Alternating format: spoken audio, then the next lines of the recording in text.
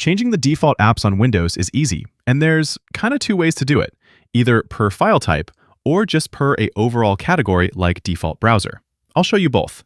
First, we'll click the Start button in the middle of your taskbar, and from the Start menu, you're going to choose Settings.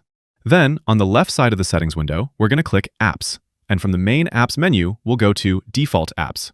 This is where you can set your default applications, and like I said, there's two ways to go about it. You can pick any app from the list and set that to be the default. So, for example, if I search for Google Chrome here and set it as default, it becomes my default web browser. Whatever app you choose here, Windows will map that app to all the file types and protocols associated with what that app does. If you scroll all the way past all the applications, on the very bottom you see Related Settings, including the option to choose default apps based on file type. If you click that, you can either browse all the different file types or simply type in the file type you want to change the default app for. I can, for example, type MP4 here and change the default video player for all my MP4 files. After this, every time I double-click an MP4 file, it'll open in this particular app.